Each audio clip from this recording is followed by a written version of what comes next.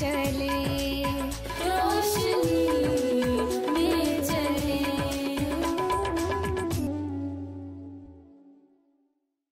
नाज़रीन, प्रोग्राम कलाम की रोशनी में हम आपको खुशामदीद कहते हैं और आज का प्रोग्राम बहुत ही खास है। वो इसलिए है कि हम ईद विलादतुल मसीह के हवाले से बहुत सी चीजें आपके सामने डिस्कस करेंगे। मैं मोहतरम पादरी प्रोफेसर फ्रेडरिक जॉन को प्रोग्राम में खुशामदीद कहती हूँ। हमेशा की तरह वो आज हमारे साथ प्रोग्राम में आज खसूसी तौर पर क्रिसमस के हवाले से बहुत सी बातें आपके लिए लेकर आए हैं और मैं उम्मीद करती हूँ कि आज का प्रोग्राम जरूर आपके लिए कुछ नई चीजें आपको इसमें सुनने को मिलेंगी जो क्रिसमस के हवाले से हैं, ईद विलादतुल मसीह के हवाले से।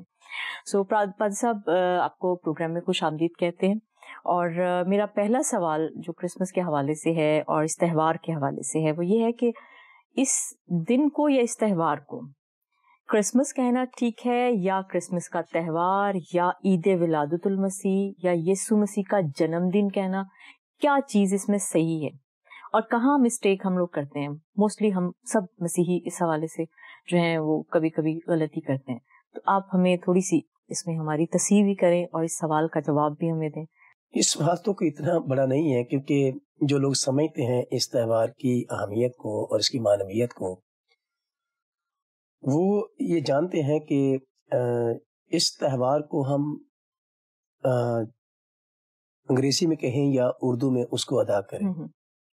आपने भी अपने सवाल में दोनों जुबानों का इस्तेमाल किया जी, बिल्कुल। जैसे क्रिसमस अगर कहते हैं तो वो तो हम अंग्रेजी में बोल रहे हैं, फिर जब आपने क्रिसमस का तर्जुमा किया तो आपने ईद विलादतुल मसीह का जिक्र किया या यीशु मसीह के जन्मदिन की बात की आपने, तो इसमें फिर आपने तजस्सुमुल इब्ने खुदा का जिक्र किया। हम इसको दो लेवल्स पर ले लें, एक तो जुबानी एतबार से कि लिंग्विस्टिकली हमें इसको किस तरह से अदा करना ज्यादा मुनासिब है, और फिर थियोलॉजिकली हम थोड़ा सा इसको देख लेते हैं। जब हम क्रिसमस डे कहते हैं तो इसी का तर्जुमा हम उर्दू में करते हैं, क्योंकि क्रिसमस में भी क्राइस्ट जो है उसकी जात अय्या है। और पिछले साल लास्ट ईयर में मुझे याद पड़ता है कि हमने क्रिसमस को हमने जिसमें एक्समस जो पढ़ा जाता है तो उस पर हमने बड़ी तफसीली बात की थी, और जो हमारे नाजरीन हैं वो पिछले साल के क्रिसमस के प्रोग्राम को निकाल के सुन भी सकते हैं, यूट्यूब पे लगे हुए हैं प्रोग्राम सारे। तो उसमें हमने क्राइस्ट और MAS को अलग करके बयान किया था, लेकिन आज हम उस पर ज्यादा बात नहीं करेंगे। लेकिन आपके सवाल को एड्रेस करते हुए मैं ये कहना चाहता हूँ, क्रिसमस डे का मतलब तो मसीह का जन्मदिन की ईद ही है, और ईद विलादतुल मसीह कहना बिल्कुल क्रिसमस का तर्जुमा है जो काबिल फहम है। और काबिल फहम मैं इसलिए कह रहा हूँ कि लुग़वी तौर पर इसका दुरुस्त तरीके से ये तर्जुमा नहीं है, हम इसको काबिल फहम बनाकर इसको तर्जुमा करते हैं। और रही बात ईद तजस्सुमुल मसीह कहने की या ईद तजस्सुमुल इब्ने खुदा कहने की, तो इसमें फर्क जरूर मौजूद है, क्योंकि कई दफा हम ईद विलादतुल मसीह कह के तो हम ईद तजस्सुमुल इब्ने खुदा ही को बयान करते हैं, जबकि क्रिसमस डे को ईद तजस्सुमुल इब्ने खुदा कहना ही मुनासिब है। और अगर हम मसीह की अगर जन्म की बात करते हैं तो फिर जन्म को हम लफ्ज़ जन्म जो है वो इब्ने खुदा के साथ इस्तेमाल नहीं करते। इब्ने खुदा पैदा नहीं हुआ, इब्ने खुदा तो मुजस्सम हुआ, लेकिन जिस जिस्म में इब्ने खुदा मुजस्सम था वो जिस्म पैदा हुआ, जिसको बाद में फरिश्ते ने कहा कि तू उसका नाम यीशु रखना जो मौलूद होगा। तो इब्ने खुदा मौलूद नहीं हुआ, इब्ने आदम मौलूद हुआ, जिसको यीशु भी कहा गया, जिसको मसीह भी कहा गया, जिसको खुदा का टाइटल भी दिया गया मुर्दों में से जी उठने के बाद। तो इब्ने खुदा होते हुए तो वो खुदा है, और ना खुदा पैदा होता है और ना ही खुदा खलक होता है। खुदा कायम बिल ज़ात है, वो वाजिबुल वजूद है, लेकिन जिस जिस्म में वो मुजस्सम था वो जिस्म पैदा हुआ, और उसको फिर हमने मसीह और हमने यीशु के नाम से जाना, क्योंकि फरिश्ते ने उसका कहा कि वो मौलूद मुकद्दस होगा और तू उसका नाम यीशु रखना। तो वो जो पैदा हुआ था उसको हमने इब्ने आदम के तौर पर जाना, और इब्ने आदम पैदा हुआ, लेकिन इब्ने खुदा पैदा नहीं हुआ। इब्ने खुदा اس ابن آدم میں مجسم تھا. تو اس تہوار کی مناسبت سے ہم دونوں طرح سے ادا کر سکتے ہیں. اگر ہم ابن خدا کے ولادت کی بات کریں گے تو یہ غلط ہوگا. ابن خدا کے تجسم کی بات کریں, جب بھی آپ اس چیز کے حوالے سے بولتے ہیں عید تجسم الابن خدا تو یہ مناسب ہے. لیکن اگر آپ کہیں کہ عید اور پھر یہ کہیں کہ عید ولادت المسیح, تو پھر مسیح کہنے سے مراد ہماری ابن آدم ہے. تو ابن آدم پیدا ہوا اور اس آدمیت میں ابن خدا مجسم تھا. تو دونوں طرح سے ٹھیک ہے, آپ ابن خدا کہہ لیں, ابن تجسم ابن خدا کہہ لیں, اور یا پھر عید ولادت المسیح کہہ لیں, دونوں طرح سے ٹھیک ہے. لیکن یہ بالکل خیال کلیئر ہونا چاہیے کہ جب میں ابن عید ولادت المسیح کہتا ہوں تو اس سے کیا مراد ہے, اور پھر جب میں کہتا ہوں عید تجسم الابن خدا تو اس کے کیا مراد ہے. مطلب کہنے کا مقصد یہ ہے کہ ہم زبان کے حوالے سے ہی تھوڑی سی اس کے اندر ویریشن ہے, یا تھوڑی سی وہ تو زبانوں میں آ کے ویریشن تو ہو جاتی ہے, لیکن اس میں تھیولوجی ہے بہت بڑی. ٹھیک, یہ کہنا کہ ابن خدا کی ولادت یہ غلط ہے. ابن خدا کی ولادت نہیں ہوئی, ابن خدا کا تجسم ہوا ہے. صحیح, جسمانی حالت اختیار کی, اس نے جسم اختیار کیا ہے, لیکن جسم پیدا ہوا ہے, جسم میں وہ مجسم ہے. ٹھیک ہے, جو انسانی ایک طریقہ کار ہے انسان کا وجود میں آنے کا یا دنیا میں آنے کا, اس نے وہی طریقہ اختیار کیا. ٹھیک ہے. اچھا بھائی صاحب, مجھے یہ بتائیے کہ یوم ولادت المسیح جو ہے اس سے وابستہ جو رسومات ہیں, مسیحی رسومات ہیں یا خوشیوں کی رسومات ہیں, ہم ان کو مسیحی رسومات, کبھی کبھی ہم کچھ لوگ کہتے ہیں کہ یہ مسیحیت میں یہ چیز نہیں ہونی چاہیے, یہ تھی, تو بہت سی ایلیمنٹس ہیں, بہت سی چیزیں ہیں جو کرسمس کے حوالے سے یا عید ولادت المسیح کے حوالے سے پائی جاتی ہیں ہمارے معاشرے میں, ہمارے کانٹیکسٹ میں. آپ ان رسومات کی اہمیت کو ذرا تھوڑا اجاگر کیجیے یا بتائیے یا بیان کیجیے تاکہ ناظرین کے لیے تھوڑی سی اس بارے میں ان کا کانسیپٹ اس میں جو مسیحی رسومات کا لفظ ہم استعمال کرتے ہیں, جی, مسیحی رسومات وہ ہیں جب ہم کسی لفظ کے ساتھ, جیسے ہم نے ایڈجیکٹ اس میں صفت استعمال کیا مسیحی, تو ایسا لگتا ہے کہ یہ وہ رسومات ہیں جو مسیح نے مقرر کی ہیں. تو یہ مسیحی رسومات نہیں ہے. ٹھیک, یہ مذہبی رسومات ہیں. یہ بات تو ایک کلیئر. ٹھیک ہے. ہم مسیحیت میں مذہبی رسومات کرتے ہیں. صحیح, کہ مسیحیت کو ایز ریلیجن ایکسپٹ کیا گیا اور ہم اس کو پروپیگیٹ کرتے ہیں. یہ الگ بات ہے کہ کچھ مسیحی لوگ کہتے ہیں جی مسیحیت مذہب نہیں ہے, یہ ایک راہ ہے. تو جو راہ ہے اس کا بھی ایک قاعدہ ہے. جس راہ پر چل رہے ہیں آپ, اگر مسیحیت راہ ہی ہے تو اس راہ پر چلنے کا بھی ایک قاعدہ ہے, ایک عقیدہ ہے, ایک کمٹمنٹ ہے, ایک ڈیڈیکیشن ہے. تو مذہب کی جب ہم ڈیفینیشن کرتے ہیں تو مذہب is a set of doctrines and rites, جو ہماری مذہبی رسومات ہیں. صحیح.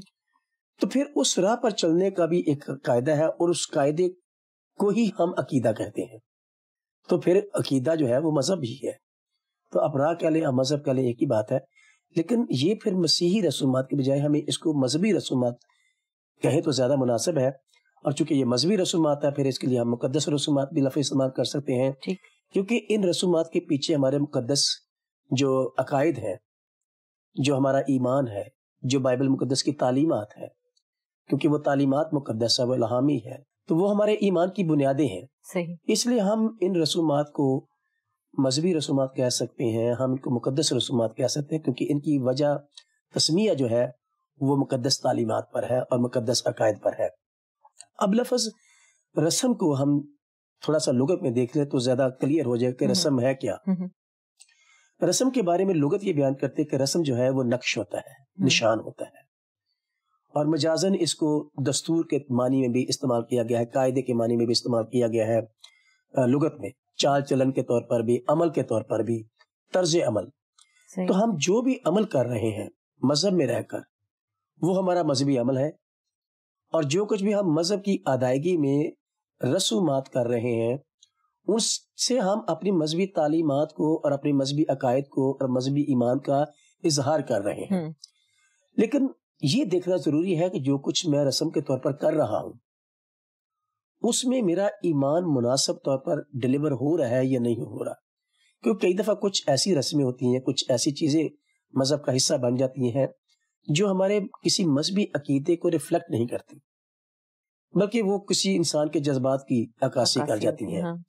تو رسومات جو ہیں وہ کسی کے انسان جن کو ہم مذہبی رسومات کہتے ہیں وہ انسانی جذبات پر بیس نہیں کرتی.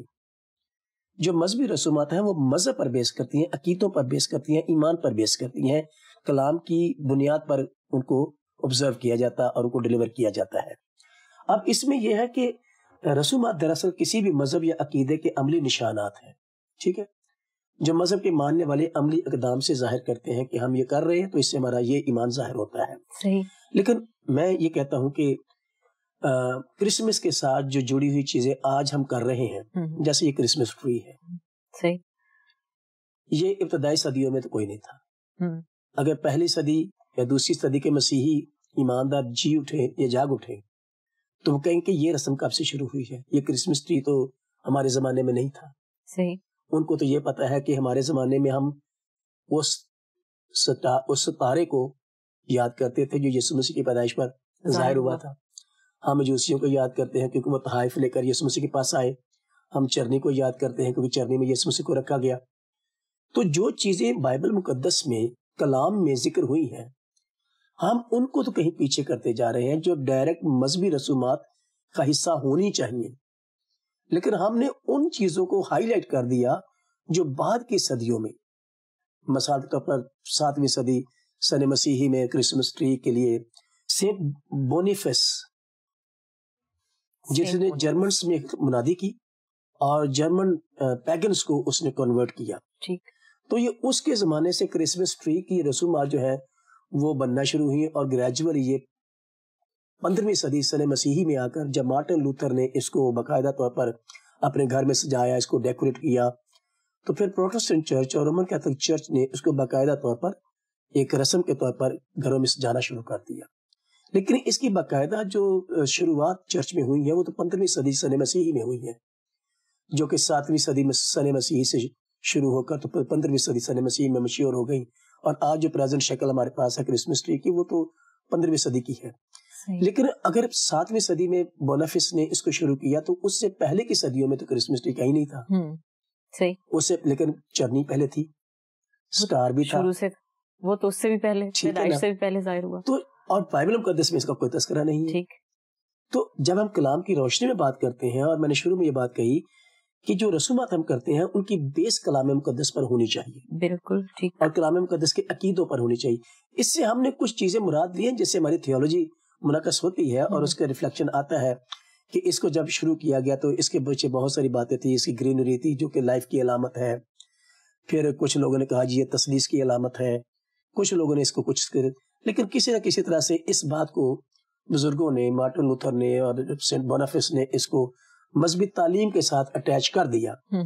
لیکن کرسمس کا جو تہوار یسوع مسیح کے جنم کے ساتھ جڑا ہوا ہے, تو یسوع مسیح کے جنم دن کے موقع پر جو اس کے ارد گرد کا ماحول تھا جس میں چرواہے تھے, ٹھیک ہے, جس میں فرشتے تھے, جس میں سٹار تھا, آسمانی ستارہ جو نمودار ہوا, پھر مجوسی تھے, ٹھیک ہے, پھر وہ فرشتوں کا گیت کہاں گیا, یہ ساری چیزیں جو ہیں یہ آج کل کی ہماری رسومات میں کہیں کم ہوتی جا رہی ہیں.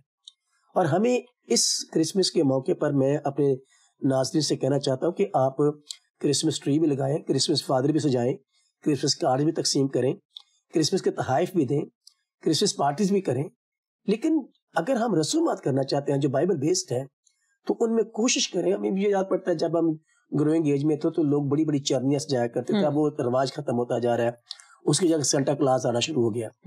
تو ہر جگہ پر سینٹا کلاس کے بڑے بڑے پوسٹرز, لیکن وہ چرنی کہاں گئی, وہ سٹار کہاں گیا. جو لوگ گلی محلوں کے جو ینگ لوگ ہوتے تھے وہ مقابلے سے بڑے بڑے سٹار لگایا کرتے تھے جو کہ یسوع مسیح کی پیدائش کے ساتھ ڈائریکٹ چیزیں جڑی ہوئی ہیں. صحیح. تو یہ رسومات جو ہیں یہ یسوع مسیح کی پیدائش کو ریفلیکٹ کرتی ہیں. تو ہمیں تھوڑا سا ان باتوں کو دیکھنا ہے کہ کون سی چیزیں اہمیت کی حامل ہیں. اہمیت کی حامل یہ ہے کہ ہم چرنی کو دیکھیں. چرنی یسوع مسیح کے ساتھ ڈائریکٹلی جڑی ہوئی ہے.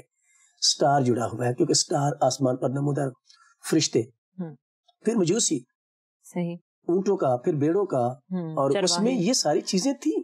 لیکن اب وہ کہیں ہماری رسومات میں سے کم ہوتی جا رہی ہے. لیکن دیکھا جائے تو اس کے علاوہ کیا رسومات ہیں جو آپ سمجھتے ہیں جیسے لوگ کیک اس کا ایک بڑا وہ ہوتا ہے جی کرسمس کیک ہے اور کینڈلز ہیں اور یہ سب چیزیں, تو یہ کیا چیزیں ہیں ان کا؟ دیکھو یہ ساری چیزیں جو ہے نا یہ ہمارے کسی نہ کسی مذہبی تعلیم کی عکاسی کرتی ہیں. مثال کے طور پر لیکن ڈائریکٹ نہیں ہے, ڈائریکٹ نہیں ہے. ہم نے دیکھو یسوع مسیح کا ایک واقعہ ہوا نا پیدائش کا, جی اس کے ارد گرد جو ماحول تھا, جو چیزیں تھیں, جو لوگ تھے, وہ کہاں ہے؟ میرا فوکس یہ ہے.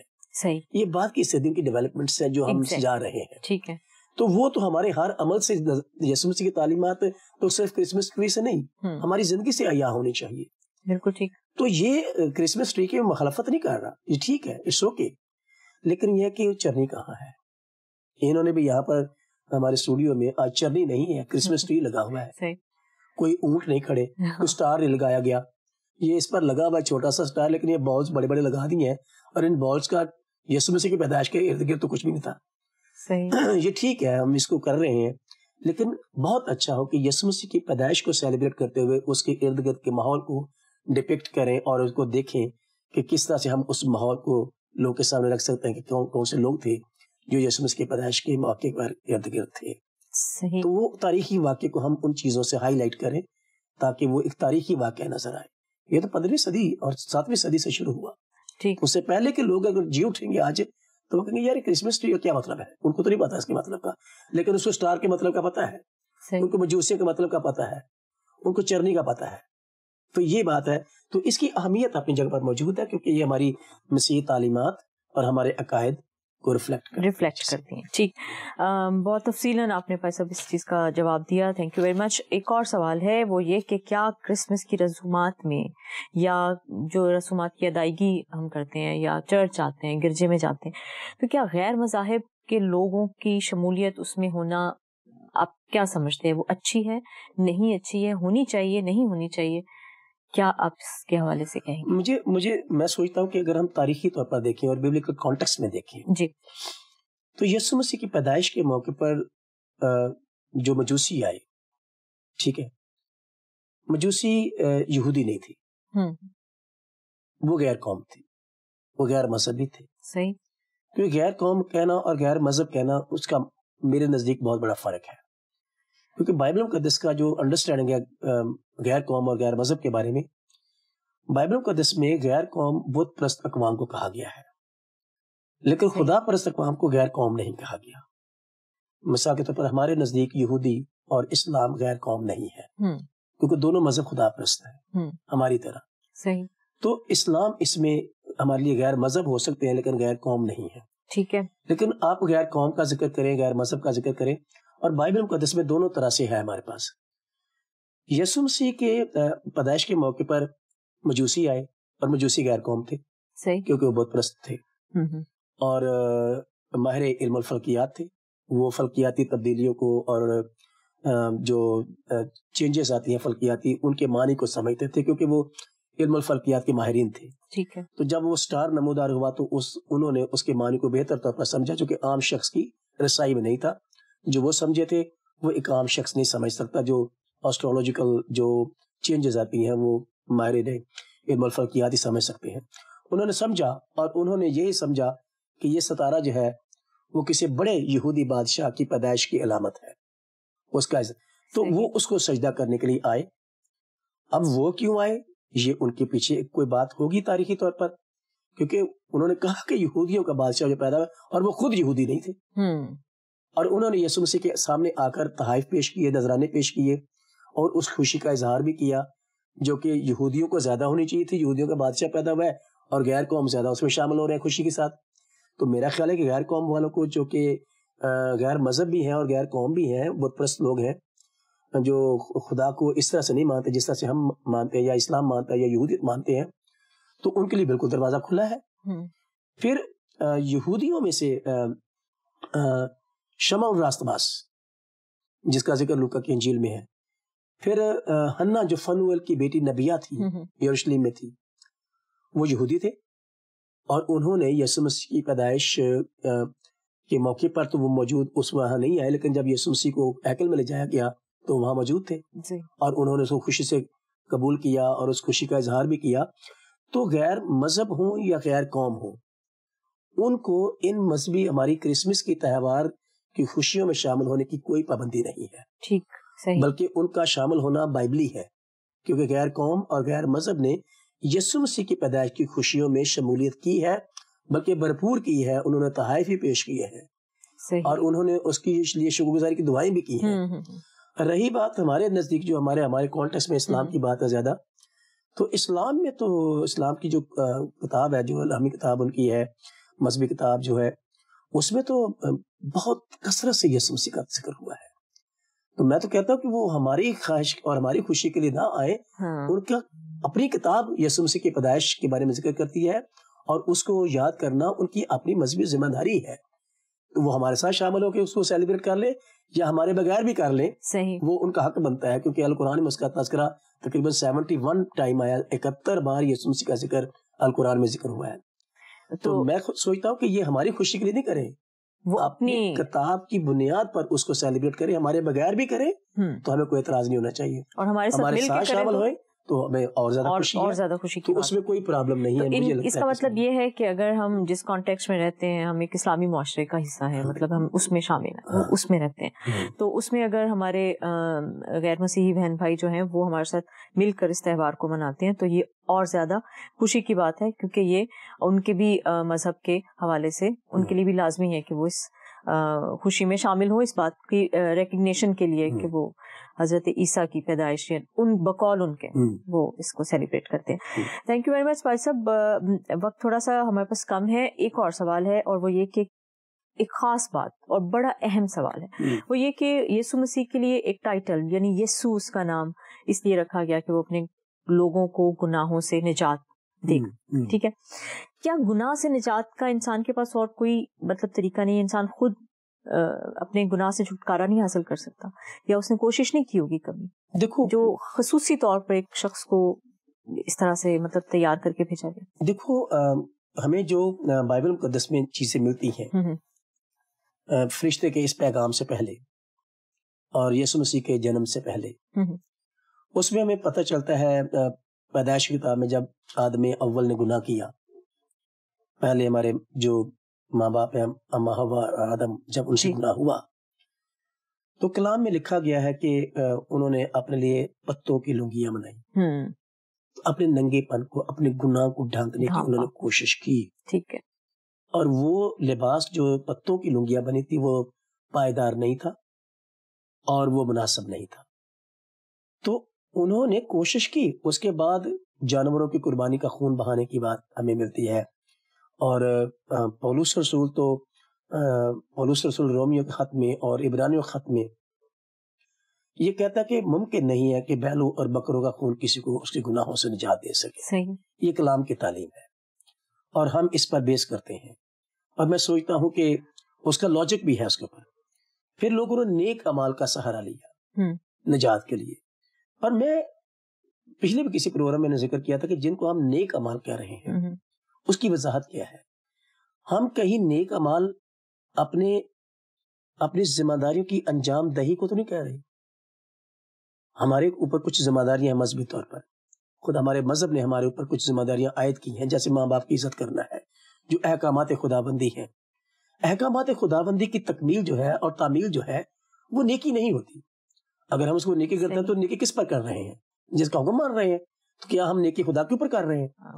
یہ لفظ جو ہے، اس کو نیکی کا لفظ صرف اس نیک کے ساتھ ہے جس میں گناہ نہیں.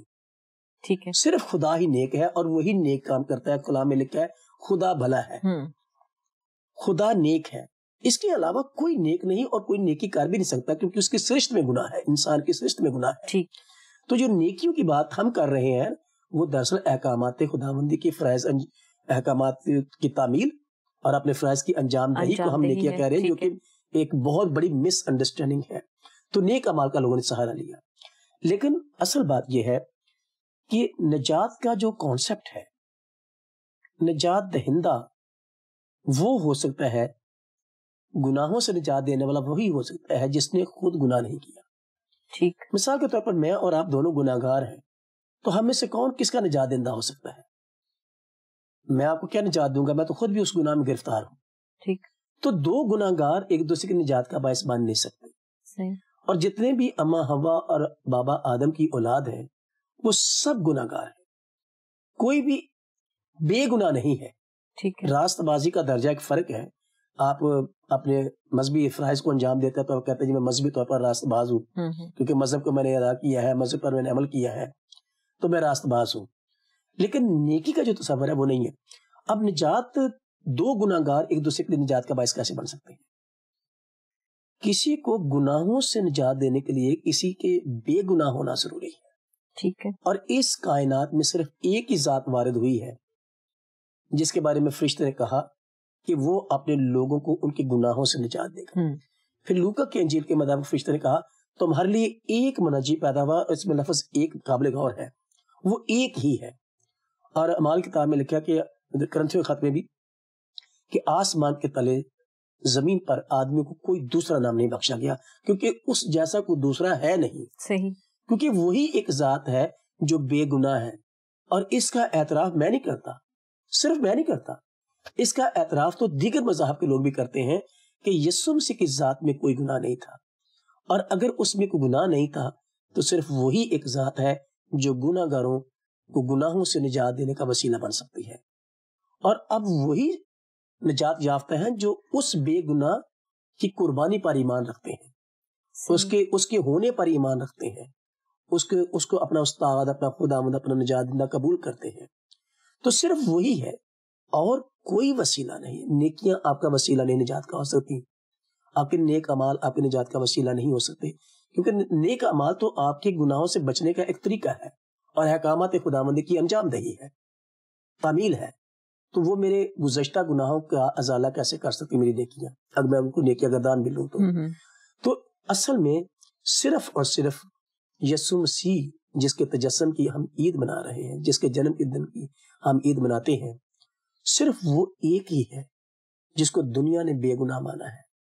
اور صرف ایک بے گناہ ہی کسی گناہگار کو نجات دے سکتا ہے, ایک گناہگار دوسرے گناہگار کو نجات نہیں دے سکتا. ٹھیک ہے. بے گناہ کے وسیلے سے ہی نجات صرف لاجک یہی بات کہتا ہے. اور بائبل مقدس میں ایسے بیانات اور کلام کی روشنی میں ہم یہ چیز فرشتے کا بیان ہے اس کے اوپر, رسول کا بیان ہے اس کے اوپر کہ اس کے علاوہ کوئی نجات دہندہ نہیں ہے.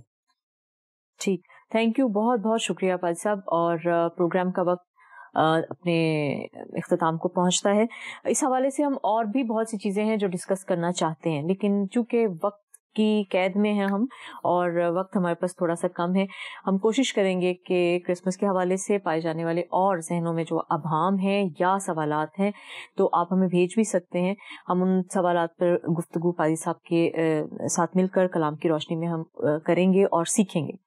تو میری گزارش ہے کہ آپ ضرور اس پروگرام کو غور سے دیکھیے, اور اگر آپ کے ذہن میں کوئی سوال ہے تو آپ ضرور ہم سے کیجیے, وہ سوال ہمیں بھیج سکتے ہیں آپ. پروگرام کی ساری ٹیم کو اپنی دعاؤں میں یاد رکھیے اور کرسمس کا تہوار بہت اچھے طریقے سے آپ منائیے. ہماری پوری ٹیم کی طرف سے آپ کو کرسمس کی بہت بہت مبارکباد. اجازت دیجیے, خدا حافظ. آؤ ہم خداوند کی روشنی میں چلے.